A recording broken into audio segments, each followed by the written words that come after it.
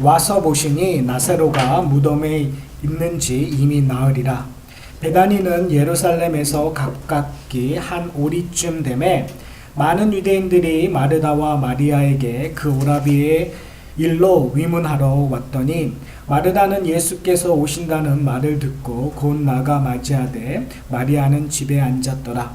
마르다가 예수께 여짜오되 주께서 여기 계셨더라면 내 오라비가 죽지 아니하였겠나이다.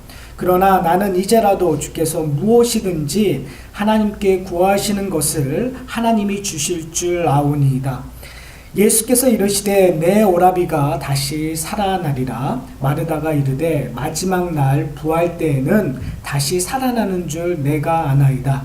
예수께서 이르시되 나는 부활이요 생명이니 나를 믿는 자는 죽어도 살겠고 무릇 살아서 나를 믿는 자는 영원히 죽지 아니하리니 이것을 내가 믿느냐. 이르되 주여 그러하오이다.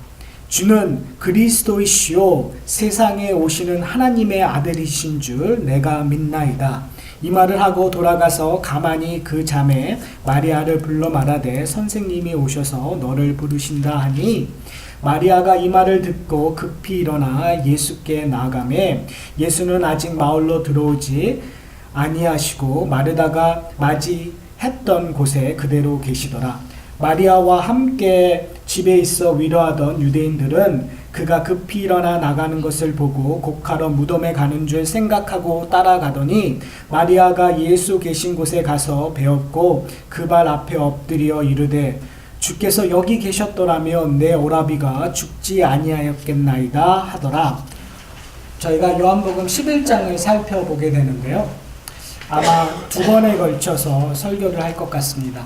오늘은 죽은 나사로를 살리신 그 일이 일어나기 전에 제자들과 그리고 마르다와 마리아의 반응을 통해서 우리가 믿고 있는 믿음이 무엇인가에 대해서 좀 살펴보려고 합니다. 다음 주는 예수님께서 죽은 나사로를 살리는 그 사건을 통해서 예수 그리스도의 부활을 상징하고 있는데요. 그 이야기를 좀 더 구체적으로 저희가 살펴보려고 합니다. 제가 요한복음을 시작했었을 때 요한복음은 7가지 기적이 기록되어 있다고 이 말씀을 드렸어요. 드디어 7번째 기적입니다. 나사로를 죽음에서 살리시는 것이 7번째 기적이에요. 중요할까요? 중요하지 않을까요? 중요하겠죠. 엄청 중요하겠죠. 왜냐하면 이 나사로를 살리시는 이 기적은 궁극적으로 예수 그리스도의 부활을 미리 보여주는 그림자적인 사건이라고 이해하시면 좋을 것 같아요. 어떻게 보면 예수님께서 이 땅에 오신 이유를 지금 말씀하고 계시는 거예요. 나사로를 살리시는 그 사건을 통해서 누가 우리를 발견하게 되는 거죠. 우리가 죽음 속에서 부활하는 그 모습을. 그런데 그 일들을 하기 위하여 누가 부활의 첫 열매가 되시죠? 예수 그리스도가 부활의 첫 열매가 되시는 거예요. 그것이 요한이 우리에게 보여주고자 하는 예수 그리스도가 이 땅에 오신 이유를 지금 우리는 이 사건을 통해서 발견하게 될 것입니다. 저는 오늘 이 요한복음 11장을 좀 살펴보려고 해요. 저희가 읽은 것은 17절서부터 32절, 제가 실수로 33절까지 읽었는데 오늘 이 본문 앞에 좀 이상한 일들이 기록되고 있어요. 요한은 우리에게 어떤 사건을 이야기하는데 사건을 의도적으로 앞에 서러운 부분에서 묘사하고 있는데요. 참 희한해요. 한번 볼까요? 성경을 가지고 계시는 분들은 성경을 펴 놓으시는 것이 좀 좋을 것 같습니다. 예수님께서 마르다와 마리아와 그 나사로를 사랑하셨다고 오늘 본문에서 설명을 해요. 그런데 2절에 이렇게 얘기하고 있어요. 2절에 보면 이 마리아는 향유를 주께 붓고 머리털로 주의 발을 닦은 자요. 병든 나사로는 그의 오라비로더라. 그래서 이제 앞으로 이 향유를 붓는 마리아 이야기가 조금 있다가 나올 거예요. 그러니까 지금 요한복음 11장은 12장과 되게 연관이 있고요. 그리고 그 의미가 무엇인지를 저희가 여러분에게 찾아볼게요. 근데 이제 처음 마르다와 마리아를 지금 소개해 주면서 소위 말해서 이들이 예수님과 어떠한 관계인가에 대해서 우리에게 설명해 주고 있어요. 사랑하는 자라고 이야기를 하고 있어요. 자, 근데 어떤 문제가 생기냐면 나사로가 병에 든 거예요. 그래서 소식이 들려왔어요. 당신이 사랑하는 나사로가 병에 들었습니다. 빨리 와 주십시오. 여러분 어떻게 하실 것 같아요? 가시겠어요? 안 가시겠어요? 가야죠. 사랑하는 친구인데. 근데 오늘 본문을 보면 예수님께서 가시나요? 안 가세요. 이틀이나 그냥 문기적거리고 계세요. 되게 이상하지 않으세요? 사랑하지 않았나? 근데 사랑하셨어요. 그러니까 전체 스토리를 보면 정말 사랑하셨어요. 그럼 왜 가지 않으셨을까요? 성경을 보면은 가지 않으신 이유를 뭐라고 얘기하냐면 이 일을 통하여 하나님의 영광이 드러나시기 위함이라고 얘기를 해요. 어떠한 사건과 되게 유사할까요? 여러분 기억나세요? 최근에 그런 사건이 하나 있었죠. 날 때부터 맹인되었던 사람. 그렇죠? 지자들이 뭐라고 해야죠? 이 날 때부터 맹인된 것은 누구의 죄 때문입니까? 맹인의 죄입니까? 아니면 그의 부모의 죄입니까? 예수님께서 뭐라고 얘기했어요? 둘 다의 죄가 아니라 이 일을 통해서 뭘 보여주기 위함이고요? 하나님이 어떻게 일하신가를 보여주기 위함이다. 그래서 저희가 지난 주를 통해서 계속 봤었던 것이 뭐냐면 결국은 맹인을 눈을 뜨게 하는 것은 누구의 구원을, 누가 눈을 뜨는 사건을 미리 보여주기 위함이에요. 우리죠. 그렇죠? 성령께서 역사하셔서 그 일들을 우리 가운데 영적인 눈에 뜰어지는 일들을 보여주는 거예요. 그렇죠? 지금 구원을 어떻게 이룬가에 대해서 왜 예수님께서 이 땅에 오셨는가를 계속해서 보여주는 거예요. 그렇다면 오늘 이 나사로를 살리는 사건의 가장 핵심은 다른 거에 있는 것이 아니라 이 일들을 통하여 우리는 뭘 봐야 돼요? 하나님의 영광을 봐야 돼요. 이제 다음 주에 조금 더 구체적으로 얘기하겠지만 하나님의 영광은 뭘까요? 도대체? 구약 성경에서도 그렇고 특별히 구약 성경에 성전이 이렇게 지어지고 성전 안에 하나님의 임재하심이 일어났을 때 하나님의 영광이라는 단어를 많이 써요. 신학적인 개념에서 지금 여러분 하나님의 영광을 보고 계세요? 질문한 거예요. 보고 계세요? 이게 어렵죠. 이런 데에서 무슨 하나님의 영광이 그래도 좀 파이프 올간이 있고 되게 멋있고 대리석이 깔린 데 정도에서 장엄한 예배 가운데 하나님의 영광이 드러날 거라고 우리는 가끔 오해해요. 근데 사실은 그렇지 않아요. 중요한 것은 뭐냐면 이 가운데서도 여러분은 뭘 봐야 되는 거예요? 하나님의 영광을 봐야 되는 거예요. 왜요? 하나님은 누구와 함께 하시니까? 우리와 함께인데 그 우리를 좀 풀어주셔야 되겠죠? 누구요? 우리 어떤 우리요? 하나님의 백성, 하나님의 자녀. 그걸 다른 말로 얘기하면 하나님의 계획하에 누구를 보내신 거예요? 자기의 아들, 독생자 예수를 보내셔서 어떻게까지? 십자가에 달려 죽기까지 뭘 하신 거예요? 하나님이 우리를. 이제 우리라는 단어를 하나님의 백성으로 바꾸지 말고 우리라는 단어를 나로 바꿔버리세요. 한국 사람에게 우리라는 단어는 상당히 중요해요. 그러나 또 하나 중요한 것은 나라는 단어가 중요해요. 예수 그리스도의 십자가의 사건은 나를 위하여, 나를 하나님의 백성을 만들기 위하여, 나로 하여금 누구를 보기 위하여, 뭘 보기 위하여? 하나님의 영광을 보기 위하여. 그러면 그 나라는 사람들이 모여있는 이 공동체에서 하나님 앞에 나와서 예배 드릴 때 하나님의 영광을 보는 것은 당연할까요? 당연하지 않을까요? 근데 우리는 뭘 보라고 해요? 다른 사람의 옷이 뭘 입었는가를 보는 거죠. 목사님 무슨 넥타이를 하고 왔을까? 왜 뭐 휘어졌을까? 늘었을까? 그러면 우리는 뭐 하고 있는 거야? 우리는 예배의 의미를 놓쳐버리고 있는 거야. 말씀을 통해서 찬양을 통해서 기도를 통해서 우리는 뭘 보도록 노력해야 돼요? 하나님의 영광을. 그렇죠? 날 구원하신 하나님을 만남으로 말미암아 은혜 안에 들어가야 된다는 거죠. 그렇기 때문에 구약에 있는 성도들은 성전에 있기를 갈급했어요. 그러니까 우리가 예배에 오기를 갈급하는 이유는 다른 게 있는 게 아니에요. 맛있는 점심시간에 맛있는 식사 때문에 오는 게 아니고요. 그 교제 때문에 오는 게 아니고요. 뭐요? 내 영혼이 살아 경험하는, 영적으로 소생하는 이 예배를 통해서 우리는 다시 한번 하나님과 만나는 것을 경험하게 되는 거죠. 자, 이 일을 통하여 나사로를 살리는 일을 통하여 하나님의 영광을 보게 됩니다. 그런데 그 영광을 볼 사람들이 오해를 하고 있는 부분들이 오늘 저희가 살펴볼 부분들이에요. 우리는 어떻게 보면 당연히 여기고 있는 부분들이 있어요. 우리는 이 말씀을 들으면 당연히 아멘이라고 얘기해요. 아니, 예수님의 부활? 당연하지. 예수님께서 하나님의 아들이시니까 나사로를 죽음에서 살리는 것 당연하지 라고 얘기를 해요. 그것이 한쪽으로는 감사한 일이죠. 왜요? 성령께서 나의 마음을 움직이시고 나의 그 영적인 지혜를 깨닫게 해주셔서 그것을 아멘하고 받아들일 수 있다라는 것. 근데 그것이 얼마나 어려운 기적인지 아세요? 전 그걸 좀 아셨으면 좋겠어요. 그러니까 무조건 다 믿는 것이 아니라는 거예요. 믿음이라는 것은 성령께서 우리의 존재를 완전히 새로운 사람으로 바꿔놓지 않는다면 사람이 죽었다 다시 산다라는 거 믿기 어려운 거예요. 근데 우리는 어느덧 그것을 믿고 있다라는 거죠. 근데 그것을 믿지 못했던 사람들이 오늘 본문에 등장해요. 대표적인 사람이 도마고요. 대표적인 사람이 마르다와 마리아예요. 한번 도마 먼저 봤으면 좋겠어요.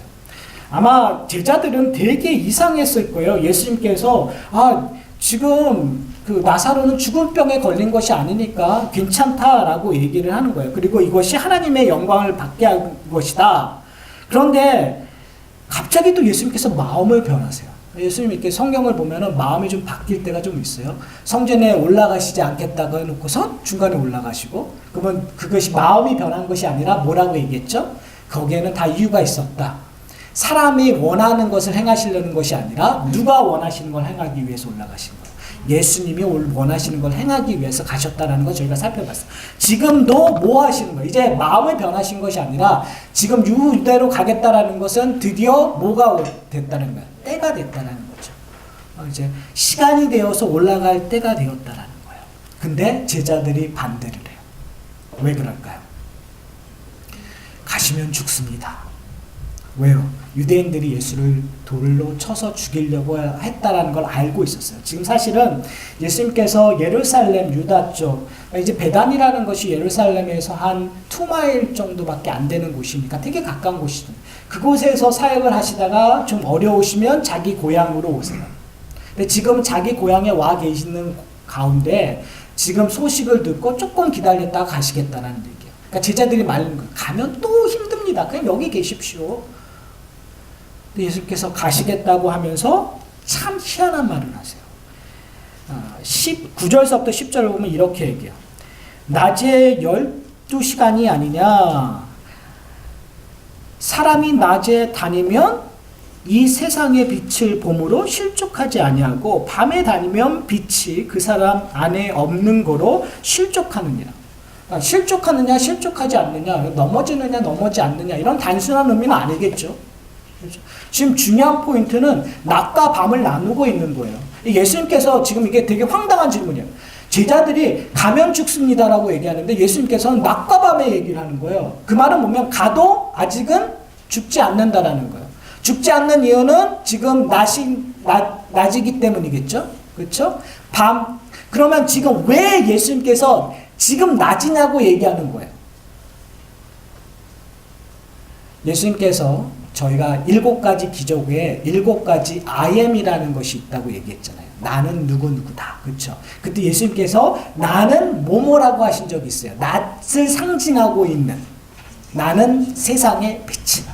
그러니까 지금 우리가 생각하는 태양빛이 있어서 낯이 있는 것이 아니라 예수님께서 지금 이 땅에 오셔서 계시기 때문에 세상의 빛이 되시기 때문에 뭐예요? 낯인 거예요. 근데 그 나실 때에는 넘어지지 않는 거예요. 넘어지지 않는다라는 의미는 하나님의 계획을 회방할 수 없다라는 거예요.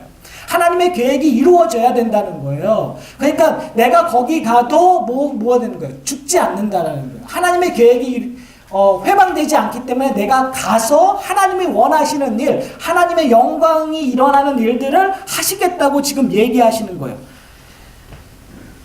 그리고 나서 예수께서 되게 이상한 얘기를 해요. 내 친구가 잠들었다. 내가 깨우러 가요. 제자들은 아직 죽었는지 모르니까 그러는구나 라고 얘기를 하는 거죠. 제자들은 아주 쉽게 잠들었으니까 낫겠지. 곧 이 병을 나을 거다라고 생각을 하는 거예요. 그런데 이제 예수님께서 얘기하는 게 뭐냐면 아니다. 네가 생각하는 그들의 마음 아시고 너희들이 생각하는 잠을 자는 것이 아니라 그가 죽었다고 얘기해요. 이게 얼마나 황당한 대화법이냐면요. 나사로가 죽었는데 제자들은 잘못 들었어요. 그래서 도마가 뭐라고 얘기하는지 아세요? 16절에 디두모라고 하는 도마가 다른 제자들에게 말하되 우리도 주와 함께 뭐하러 가자? 죽으러 가자. 도대체 대화가 안 되고 있어요. 서로가 서로의 마음을 못 알아들어도 이렇게 못 알아들을 수 있겠어요? 딴 얘기를 하고 있는 거죠. 그런데 사실 딴 얘기를 하고 있는 것이 아니라 아주 의미심장한 것을 사도 요한이 우리에게 얘기하고 있는 거예요. 지금 이 도마라는 사람은 어떠한 사람이죠? 정말 멋있는 사람이잖아요. 뭐라고 얘기해요? 예수가 죽게 되는 것처럼 보이니까 우리도 어떻게 해요? 예수와 함께 죽자. 이러한 믿음이 어디 있어요? 내 주군을 위해서 내 사랑하는 선생님을 위하여 자기의 목숨을 내어줄 만큼 대단한 사람이 어디 있어요? 그런데 우리는 이 대단한 믿음이 가짜라는 걸 알죠. 왜요? 예수님께서 조금 있으면 잡혀가는데 도마가 어떻게 했죠?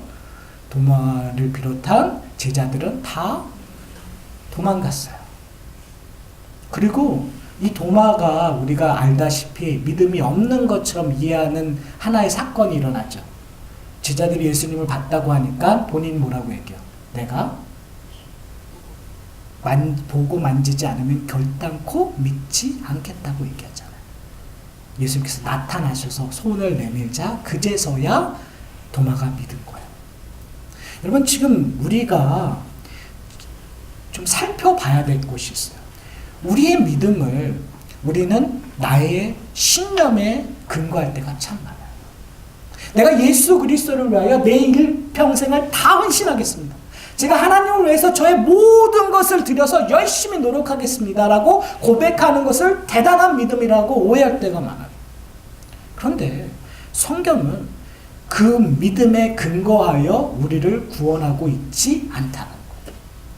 부활은 우리의 믿음에 근거하여 이루어지는 것이 아니에요. 다른 말로 얘기하면 우리에게 주어지는 영생은, 영원한 생명은 우리의 믿음에 근거하여 이루어지지 않아요. 여러분들의 인생을 하나님 앞에 다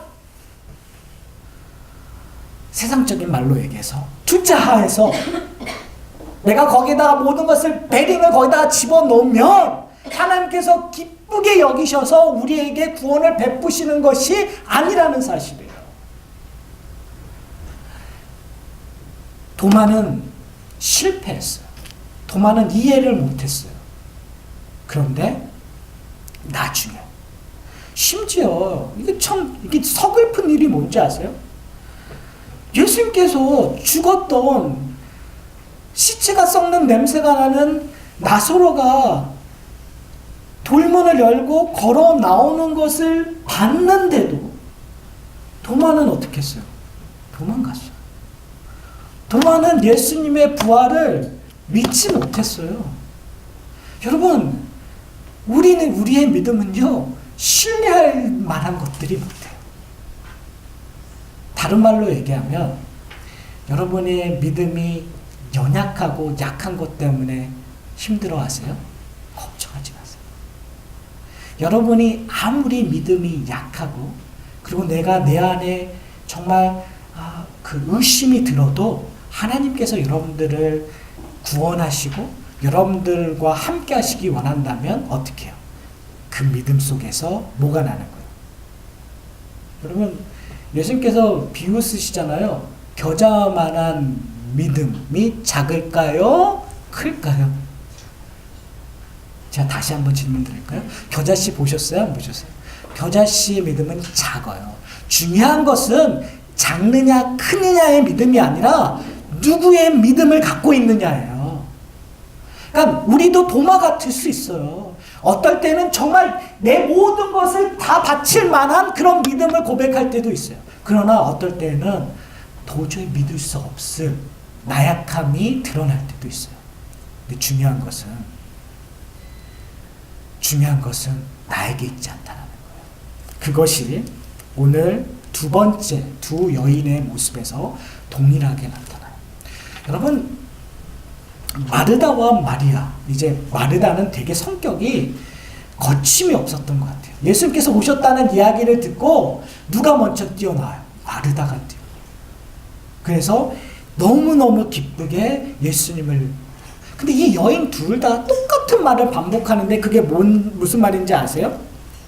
예수님께서 여기 계셨더라면 내 오라비가 죽지 아니요. 얼마나 대단한 믿음. 예수님의 기적을 철저히 믿었다는 거예요. 당신이, 그러니까 좀 약간의 지금 안타까움이겠죠. 왜 이렇게 더디 오셨습니까? 좀 빨리 오셨으면, 그렇죠? 우리 오라비아가 무슨 병이 걸렸더라도 나을 텐데. 그 말의 표현을 마르다가 뭐라고 얘기하는지 아세요? 22절에 그러나 나는 이제라도 주께서 무엇이든지 하나님께 구하시는 것을 하나님이 주실 줄 아나이다 라고 얘기해요. 얼마나 대단한 믿음이에요. 당신이 조금만 일찍 왔으면 우리 오라비가 살았는데, 아니 됐습니다. 지금 당신이 구하면 나을 줄 믿습니다 라고 얘기하는 것처럼 들리잖아요. 이게 함정이지만, 왜요? 다음 주에 살펴보겠지만 문을 열라고 하니까 마르다가 얘기하는 게 뭐냐지 아세요?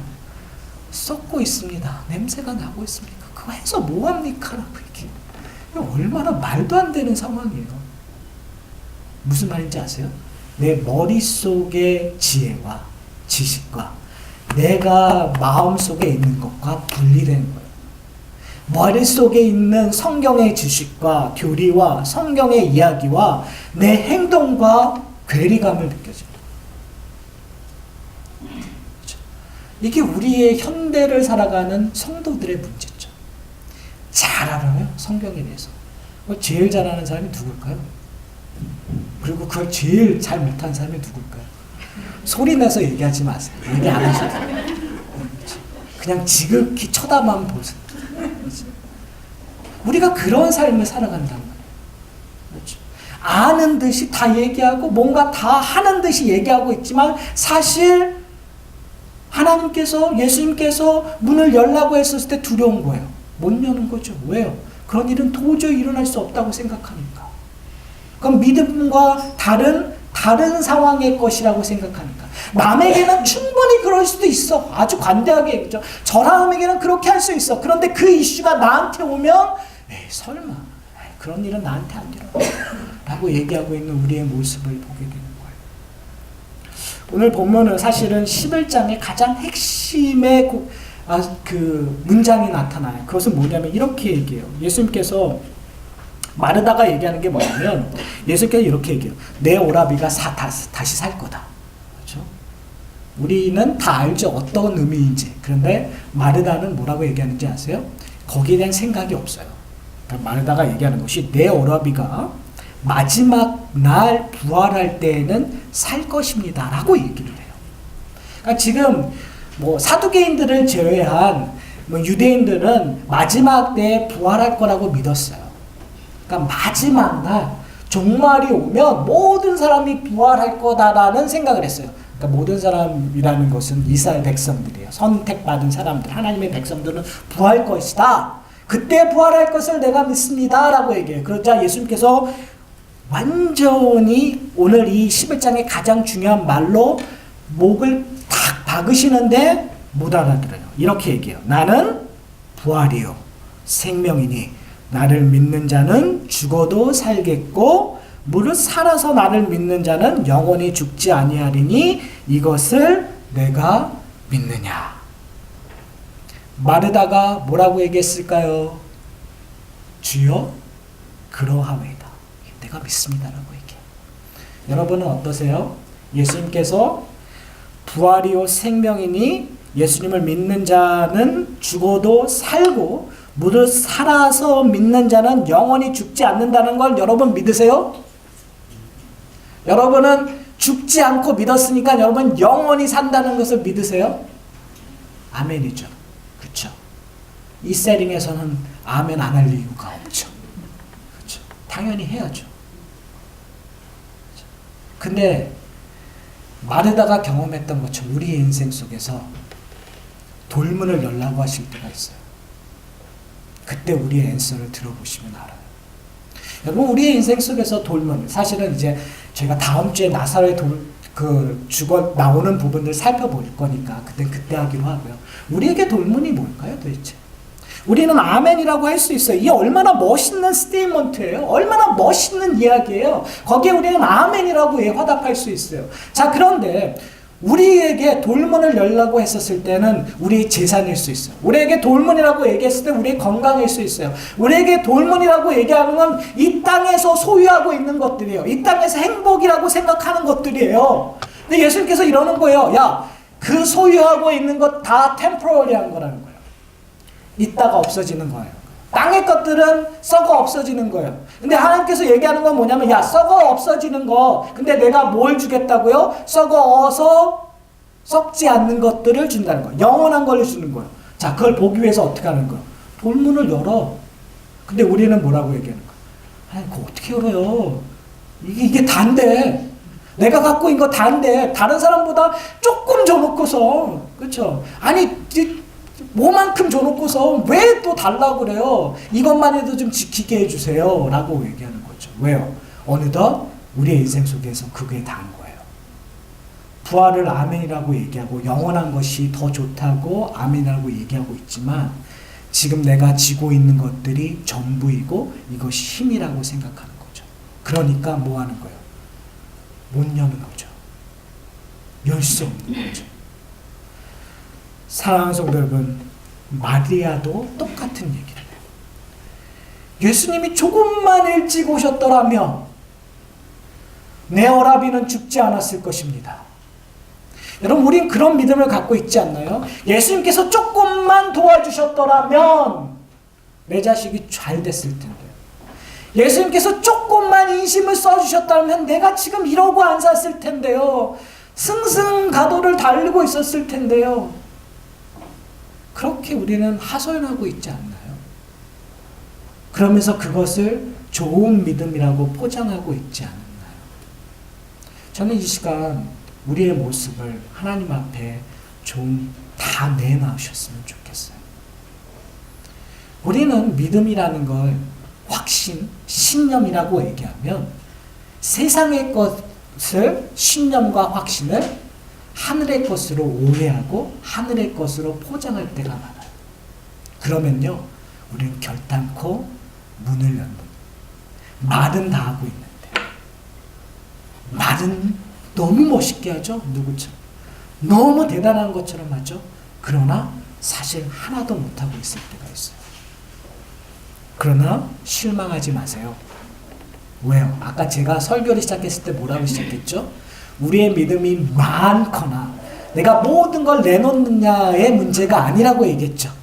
내 안에 뭐만 있어도, 자그마한 믿음만 있어도 그 믿음이 우리를 어떻게 한다고요? 끌고 간다는 거. 여러분, 제가 무서운 말 하나 하고 설교를 마칠게요. 여러분이 질식할 만한 말만 한만.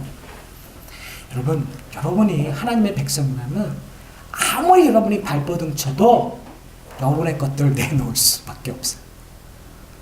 여러분이 썩는 냄새 정말 싫습니다. 제발 문 열지 마세요라 해도 내 인생 속에 하나님의 영광이 드러나기 위하여 문을 열고야 마시겠다라는 거예요. 그것이 나에게 싫더라도 하나님께서 그것을 통해서 뭐예요? 싫은 것을 통해서 뭘 보게끔 하실 거예요? 영혼을 보게 하실 거예요. 결국은 하나님, 내가 하나님밖에는 의지할 게 없네요. 라고 고백을 받고야 마신다는 거예요. 그것이 예수님께서 이 땅에 오신 이유예요. 그것이 하나님께서 우리를 사랑하신 이유예요. 그것이 우리의 인생 속에서 하나님의 영광을 보여주고자 하는 목적이며 이유예요. 그것이 우리 가운데, 우리의 삶 속에, 그리고 이 공동체 안에 풍성이 이루어지기를 소원합니다.